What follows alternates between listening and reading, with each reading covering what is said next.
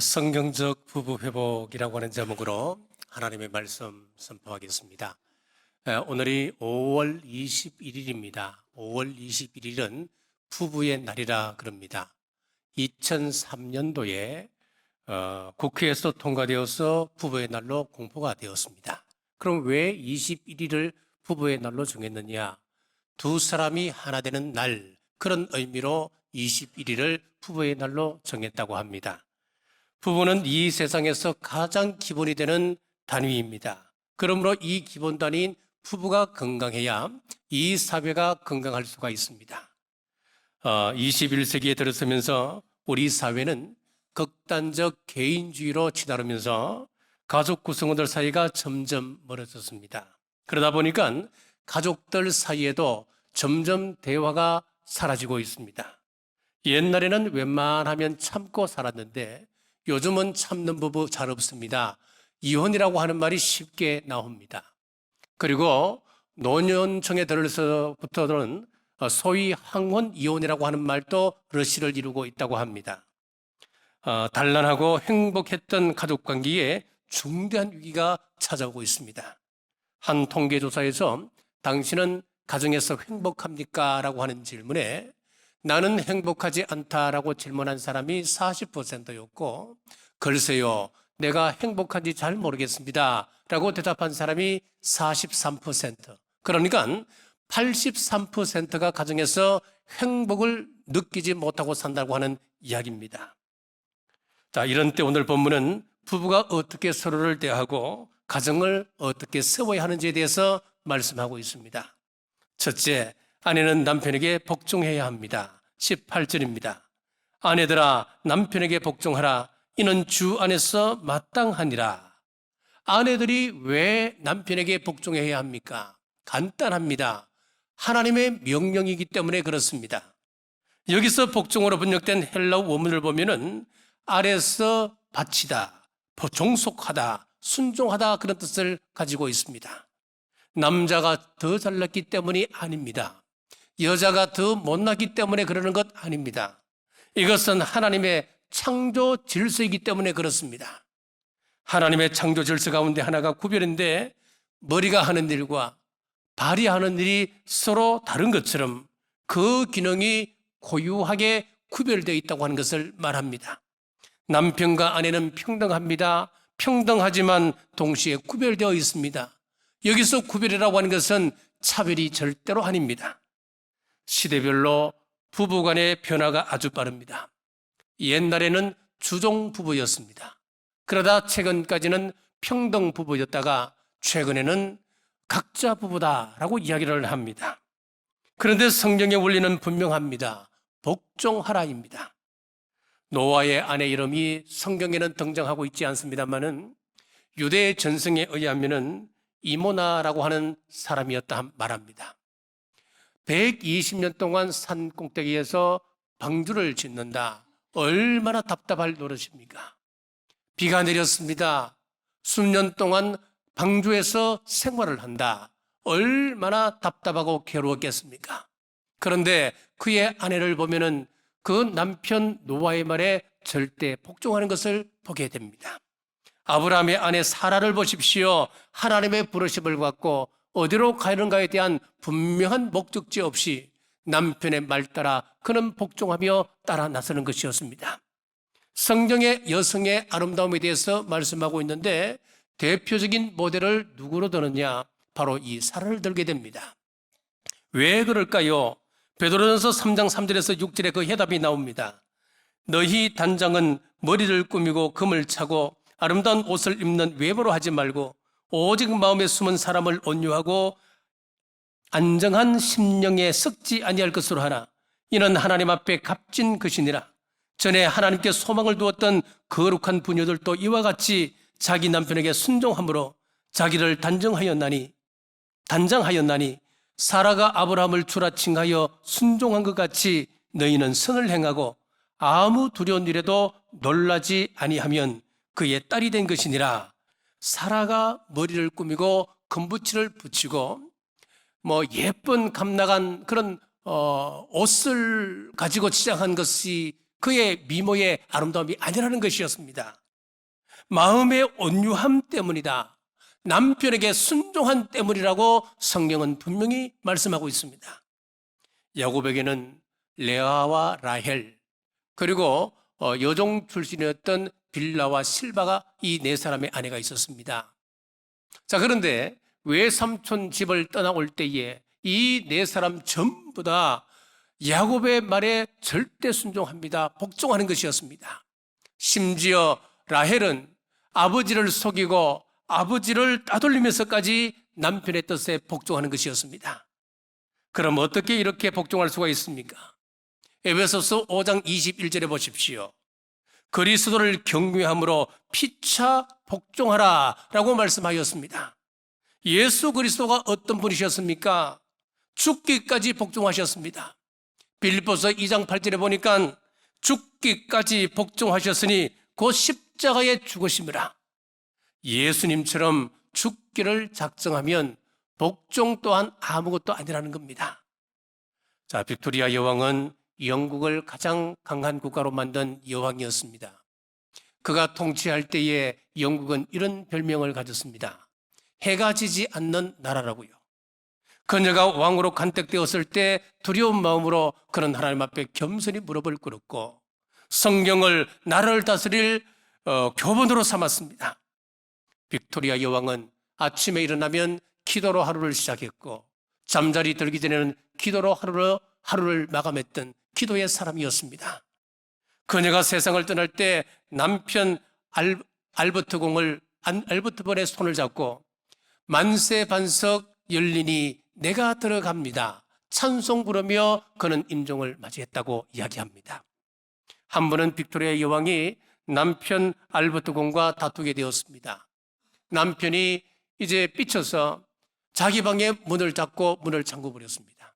잠시 후에 이 빅토리아 여왕이 남편 방 문을 똑똑 두드립니다. 누구요? 나는 대영 제국의 여왕이요. 문을 여시오. 아무런 대답이 없습니다. 잠시 후에 또다시 문을 두드렸습니다. 누구요? 나는 대영 제국의 여왕이요. 문을 열어요. 아무런 대답이 없습니다. 세 번째 문을 다시 똑똑 두드렸습니다. 누구요? 나는 당신 아내예요. 그제서야 방에서 문을 열어주는 겁니다. 빅토리아 여왕은 남편에게는 왕이 아니라 아내로서 남편을 존중하고 순종했다고 하는 사람이었습니다. 아내된 여러분, 세상이 아무리 남녀 평등을 이야기하고 여권 신장을 말해도 사라와 라헬처럼 순종함으로 지혜롭고 덕스러운 아내의 모습을 간직하시길 주님의 이름으로 축복합니다.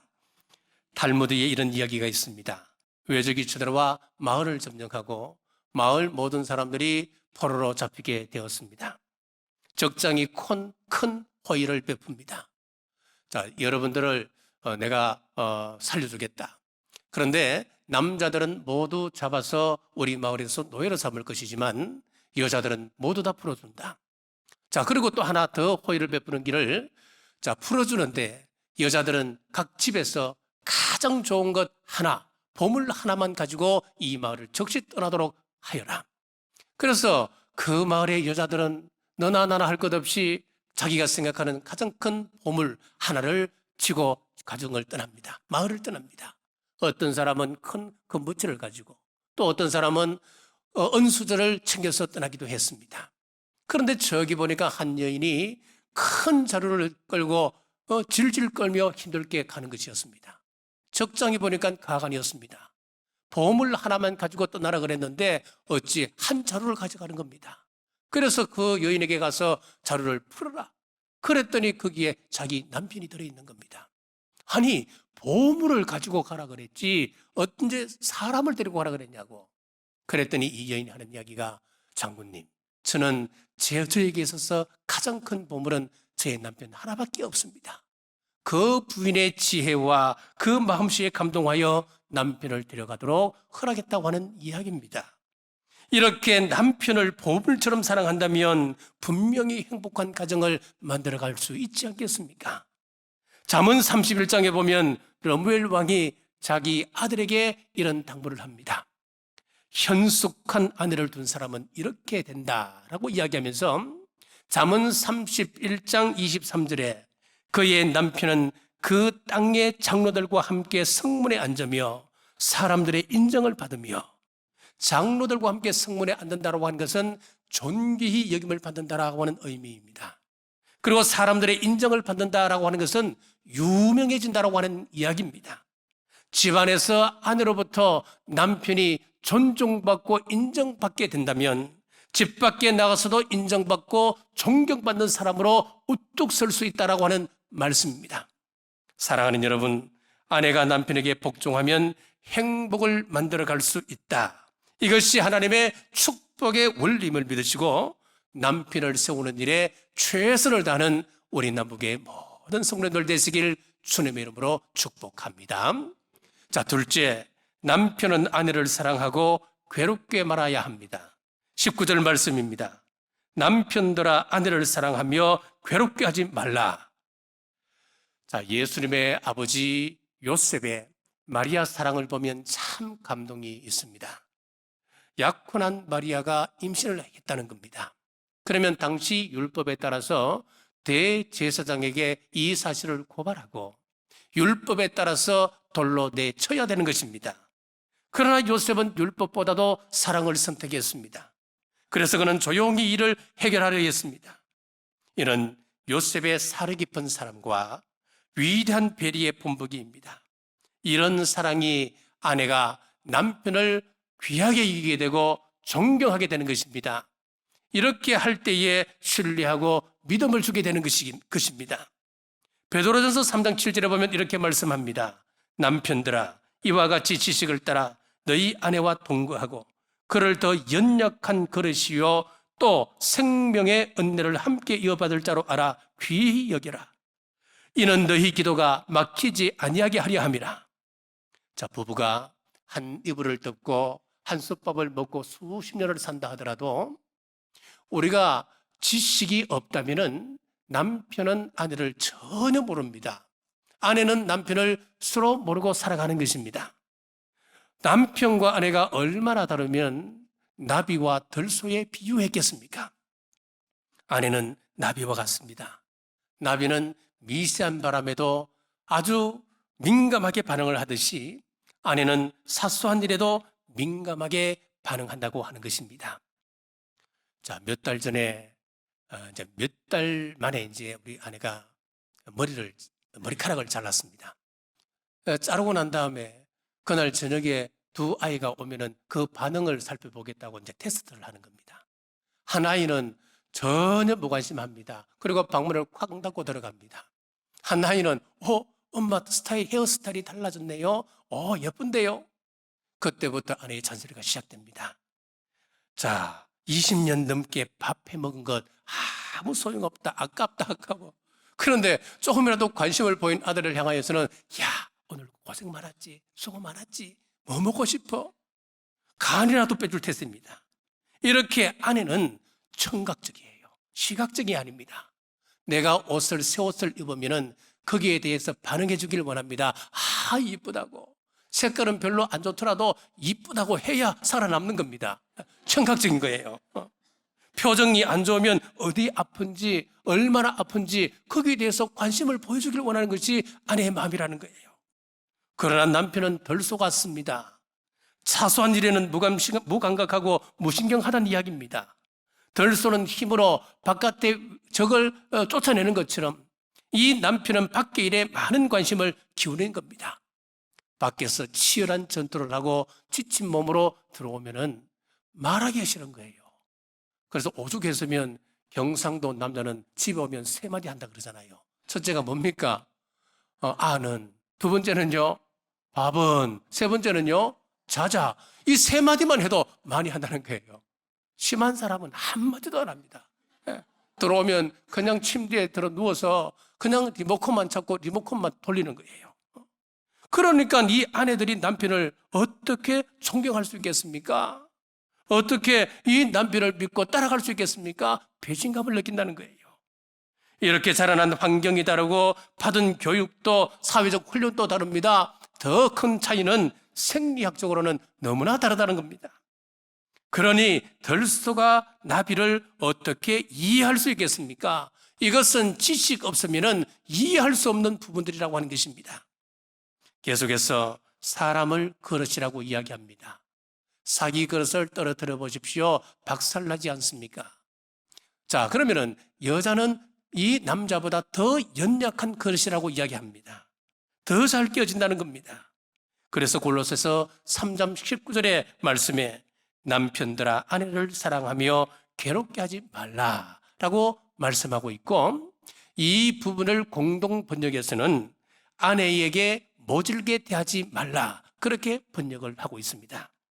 내가 당신 같은 사람 만나서 인생 종쳤다. 인생 이렇게 꼬여서 도움이 안 되는 사람이야. 당신은 무능해. 당신은 할 수 있는 게 도대체 뭐가 있어? 그런 말 한마디에 이 아내는 깨어져 버립니다. 무너져 버리고 마는 것입니다. 믿음의 조상 아브라함을 보십시오. 그의 생애 최고의 실수가 뭐였습니까? 저는 이렇게 보여집니다. 흉년으로 애굽에 내려갔을 때에 애굽 사람들이 두려워서 자신의 아내를 누이라고 속이게 하고 그 부인을 바로에게 바쳐버립니다. 여러분, 아내를 얼마나 괴롭게 한 것입니까? 아내의 마음이 녹아져 내리는 것입니다. 자, 그 아들 이삭도 마찬가지입니다. 이 리스베가를 그가 또 배신을 하게 됩니다. 이삭이 처음에는 아내를 사랑했고 어머니 사라가 죽고 난 이후에 자기 아내로 인하여 위로받았었습니다. 그런데 쌍둥이 에서와 야곱 때문에 부부의 마음이 나누어지게 됩니다. 왜 그렇습니까? 이삭이 하나님의 뜻에 반한 행동으로 인한 때문이었습니다. 하나님의 뜻과 전혀 다르게 움직였기 때문에 그의 아내가 큰 마음의 상처를 받게 되는 것이었습니다. 고린도전서 13장 5절에 보십시오. 사랑은 어떤 것이라 그랬습니까? 무례히 행치 아니하며 자기의 유익을 구하지 아니하며 라고 말씀하고 있습니다. 아내에게 무례히 행치 마십시오. 아내를 모질게 대하지 말아야 합니다. 대신 고맙습니다. 사랑합니다. 당신 때문에 내가 삽니다. 당신을 보니까 피로가 싹 풀립니다. 아니, 그렇게 이야기하면은 아내가 그 바뀌었던 마음들이 싹 녹아내리는 거예요. 마음을 열게 되는 것입니다. 남편된 여러분, 주님께서 우리를 위하여 자신을 온전히 내어주신 것처럼 아내를 사랑하십시오. 그리고 연약한 그릇 같은 아내를 모질게 대하지 말고 지식을 따라 동거하는 우리 모두 되시길 주님의 이름으로 축복합니다. 자, 그러면은 남편들이 왜 아내를 사랑해야 할까요? 이유가 있습니다. 성경은 분명히 밝힙니다. 베드로전서 3장 7절 하반절 제가 다시 한번 읽겠습니다. 이는 너희 기도가 막히지 아니하게 하려 함이라. 우리의 기도가 막히지 않으려면 아내를 존중하라, 이 말씀이에요. 다윗이 하나님의 법궤가 예루살렘 성으로 돌아올 때에 그가 얼마나 기뻤던지 춤을 덩실덩실 추게 되었습니다.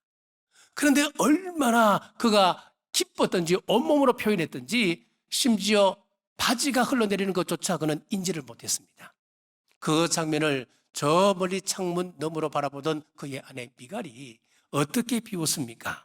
사무엘하서에 보니까 심중에 업신 여겼더라 그랬습니다. 이걸 좀 리얼하게 풀어보면 이런 표현이에요. 아이고, 저런 사람이 이 한나라의 왕이라고? 그런 이야기입니다. 그때 다윗을 보십시오. 다윗의 인품이 대단합니다. 이런 미갈을 책망하지 아니하고 이는 여호와 앞에서 행한 것이다, 이 말밖에 하지 않습니다. 아마 여러 남편 같았으면 혼쭐을 내지 않았겠습니까? 아니, 감히 그래도 내가 이 나라의 왕인데 왕을 향하여 저런 이야기를 하다니 용서하지 못했을 것입니다. 다윗이 이렇게 한 이유가 있습니다. 왜 그랬을까요? 기도가 막히지 않게 하려는 것이었기 때문이었다. 저는 그렇게 해석이 됩니다. 곰곰이 한번 묵상해 보십시오. 놀라운 것입니다. 왜 다윗이 그의 부인에게 이렇게 유하게 되었을까요? 기도 응답 때문이었습니다. 다윗은 수많은 기도의 응답을 받고 살아갔던 사람입니다. 다윗의 기도의 응답이 바로 여기에 있었던 것입니다. 사랑하는 여러분, 기도가 막히지 않으려면 아내를 귀히 여기시기를 주의 이름으로 축복합니다. 정신병자 아내를 둔 사람이 있었습니다. 어느 날 그의 친구들과 함께 모여서 이런저런 이야기를 하면서 재미있게 담소하였습니다. 모인 친구들 중에 남을 깎아내리고 남의 아픔을 덜쳐내며 그것을 가십거리로 삼는 아주 고약한 친구가 있었습니다. 그날 또 이 친구가 이런 제안을 합니다. 오늘은 우리가 각자 자기 아내에 대해서 한번 자랑해 보자고. 왜 그랬겠습니까? 정신병자를 둔 그 친구는 자기 아내에 대해서 자랑거리가 전혀 없다고 하는 것을 알았기 때문입니다. 자, 각자 자기 아내를 자랑합니다. 어떤 사람은 내 아내는 절세 미인이야. 그냥 바라고 보고만 있어도 나는 엔돌핀이 콸콸 솟아난다네.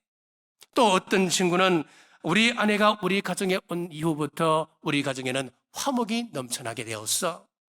내 아내는 영리해서 내가 말하기 전에 모든 것을 갖춰오는 참 슬기로운 아내야. 자, 이렇게 친구들이 자기 아내를 다 칭찬하고 지나가자 이제 정신병자 아내를 둔 아내에게 친구들의 시선이 주목이 집중이 됩니다. 그런데 너무 뜻밖이었습니다. 그 친구는 미소를 띠며 활기차게 말하였습니다. 나는 감사가 넘친다네. 자네들이 아는 바와 같이 내 아내에 대해서는 자랑할 것이 없지만은 나는 아내의 이런 불행함으로 인하여서 이런 아내로 인해서 내가 기도 생활에 더 힘을 쏟게 되었다네. 만약 내 가정에 이런 불행이 없고 화목한 가정으로만 남았다면은 기도와 신앙이 지금같이 뜨겁지는 않았을 것이네. 나는 아내로 인해서 항상 기도하게 되었으니 이 어찌 감사할 일이 아니겠는가? 그렇습니다. 조건을 만족시켜 줄 때 사랑하는 것, 그것 누구나 다 할 수 있습니다. 오늘 성경이 가르치는 것은 조건 따라 사랑하는 것이 아니라 아내이기 때문에 사랑하라라고 하는 것입니다. 이것은 하나님의 명령입니다. 사랑하면 기도가 막히지 않는다. 성경은 우리에게 약속하고 계십니다. 여러분, 조건은 있다가도 없어지는 것입니다. 미모를 보고 결혼하셨습니까? 건강을 보고 결혼하셨습니까? 얼굴, 몸매 때문에 결혼하셨습니까? 세월 앞에 장사 없습니다. 이런 조건 뛰어넘는 사랑을 하나님께서 가르치고 있습니다. 그렇습니다. 우리 주님이 우리를 사랑하시는데 조건 주고 사랑하셨습니까? 그렇지 않습니다. 우리는 주님 앞에 사랑받을 조건 하나도 없습니다. 무조건적으로 우리를 사랑하신 것이 우리 주님의 사랑이셨습니다. 마찬가지로 남편이 아내를 위하여 목숨까지 걸고 사랑하라. 여기에는 어떤 이유도 없습니다. 내 아내라고 하는 이유 하나만으로 충분합니다. 성경에서 아내를 왜 만들었습니까? 돕는 배필로 만들어 주셨다 했습니다. 무엇을 돕습니까? 아내의 부족, 아내의 연약, 아내의 약점을 돕는 존재로 우리를 만드셨습니다. 그런데 결혼하자마자 어떤 약점이 나타났다고 떠들기 시작하고 자기를 속였다, 사기 결혼이라 소송하는 사람이 있다면 여러분, 성경의 원리를 잘 보셔야 됩니다. 여자를 만들 때 남자의 무엇으로 만들었습니까? 남자를 깊이 접어놓고 갈빗대를 뽑아서 그것으로 여자를 만들었습니다. 얼마나 깊이 잠들었으면 자기 갈빗대가 뽑아져 나가는데도 몰랐겠습니까? 이 말은 하나님께서 아담을 죽여놓고 여자를 만드셨다, 그 말씀이기도 한 겁니다. 깨어나서 아담이 고백하는 내용을 들어보십시오. 이는 내 뼈 중에 뼈요 살 중에 살이로다 그러잖아요. 무슨 말씀입니까? 생명까지 준 나의 전부다, 그런 의미예요. 자, 그러므로 믿음의 남편은 아내를 사랑하되 아담의 고백처럼 자기의 모든 것을 내어주기까지 사랑해야 됩니다. 사랑하는 성도 여러분, 부부 생활이 건전해야 영적 생활 제대로 됩니다. 예배 생활, 기도 생활, 경건 생활이 다 경건한 부부 생활에서 시작되는 것입니다. 신령한 사람은 기도 많이 하는 사람을 신령한 사람이다 말하지 않습니다. 그럼 어떤 사람이 신령합니까? 기도가 막히지 않도록 가정생활부터 바로 하는 그 사람이 바로 신령한 사람입니다. 영성은 윤리적 바탕에서 시작됩니다. 도덕적으로 바르지 못한 사람은 절대로 신령할 수가 없습니다. 자, 요즘 지탄받는 사람들 가운데는 그리스도인들이 그렇게 많다는 거예요. 여러분, 이것은 아닙니다. 여러분, 이것은 말도 안 되는 말입니다.